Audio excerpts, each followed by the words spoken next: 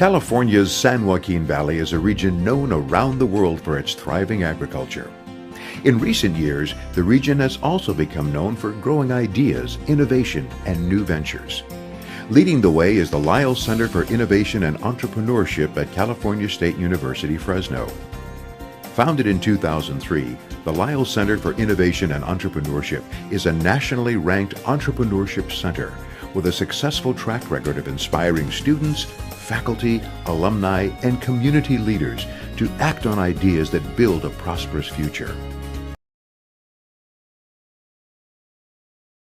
What do you find is often the most difficult, perhaps, obstacle right at the start that sort of young entrepreneurs may not be aware of? Well, I think young or old, I think the key is understanding what your product is. Many people come up with an idea, they get a product, but then they're not quite sure how to link that to a customer. And of course, if you don't have a customer, it doesn't matter how the product operates or how good it is.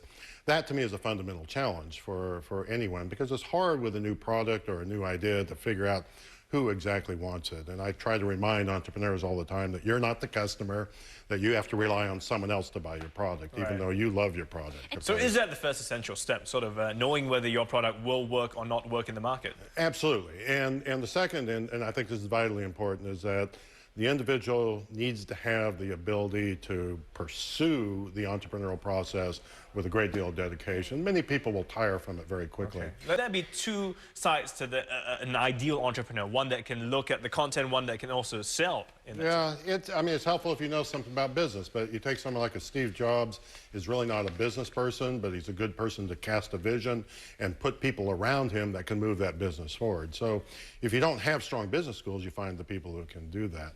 And that, to me, gets into the whole notion of innovative leadership, which I think is vitally important, is that any company, whether it's an entrepreneurial startup or a large-scale company, needs someone at the leadership level or people around them that understand how to be innovative, particularly as we move into the 21st century with all the globalization. Born with, entrepreneurship skills. If you surround yourself with the right people, you can still make things happen. I think of this way, is that you're the conductor, you're not the musician.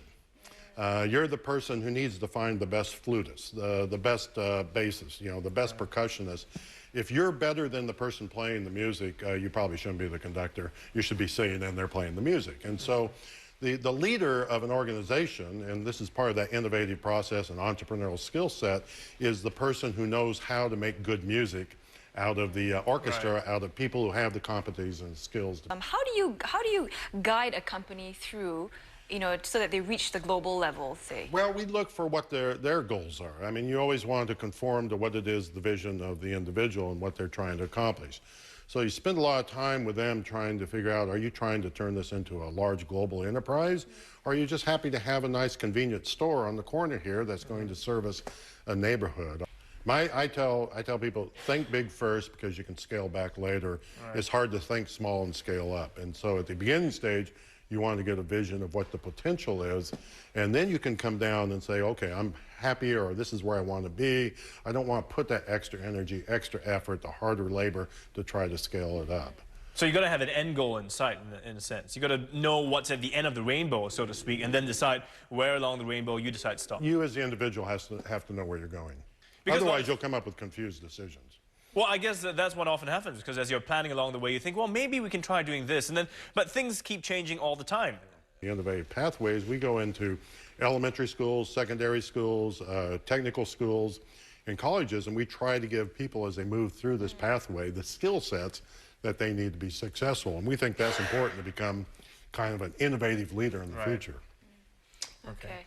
And I suppose just very, very quickly, just before we wrap up, if let's say I want to start a business tomorrow or next week, what are the three fundamental things that I need to know before I embark?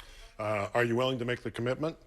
Do you have a good idea and you've already tested the idea that people want it? And then thirdly, do you have the potential to gather money to kind of support that business and grow it?